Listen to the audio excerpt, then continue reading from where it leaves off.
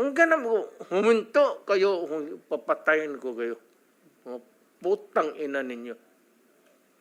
Yan ang totoo. Bitawan na natin. Total, Congress or wherever.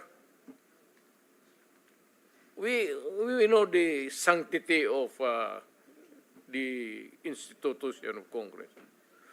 But there is always a time to let go of your...